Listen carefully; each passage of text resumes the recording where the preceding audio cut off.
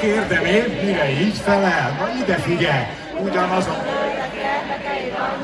anyósod lánya. Nem érted, nem ezt érted. Hát miért lett veled ilyen ez az élet? És ezt miért csak a nők mondják? Én tudom. Hát tudjátok, a vállások 100%-a házassággal kezdődik. Azért mondják ők Jánosan. Akkor tessék, induljon a 90-es évek ismert groove-ja, és azt szeretném kérni mindenkitől, hogy tegyen úgy, mintha még mindig 20 éves lenne.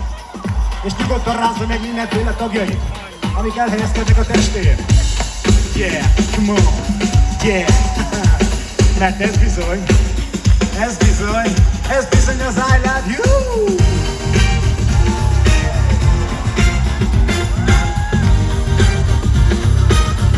Hello, magyarok, táncoljatok!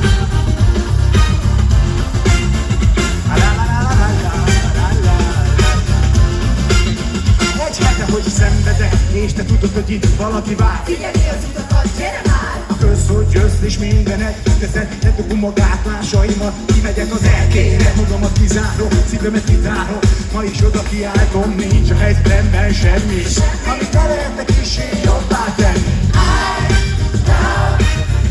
Most a férfiak jönnek, szégyellennek el lesz diszkosulni, oh yeah. Baby, na ne hagyj engem így átlatlanul. Na irány a repülőtér!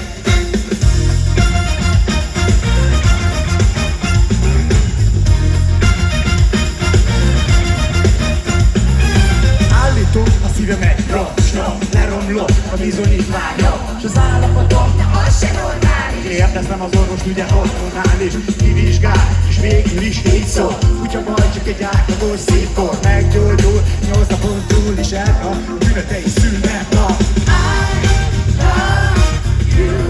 Love you, szívembe kell ez biztosul. Oh yeah. I love you. What about you? Na ne hagyj engem így átadni. Most tapsoljuk egy kicsit. Gyere vele!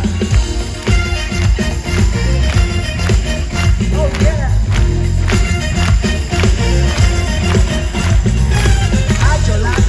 Látszol, hogy a pán velem magyarázza. Ha lefeküdni mindnek, hogyha nincs kivel, kérdem én, mire így felel.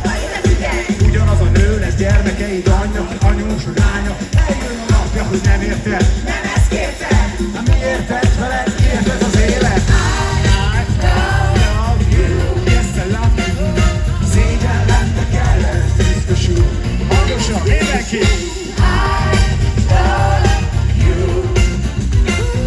Ne hagyj engem így átadni. Mindenki arra fordul és táncol, figyelj!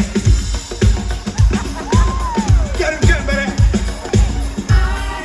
Forduljunk erre mindenki! Gyerünk!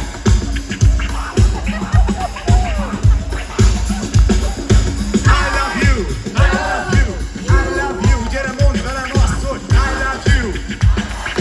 I love you!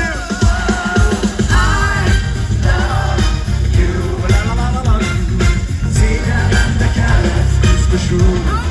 Oh yeah!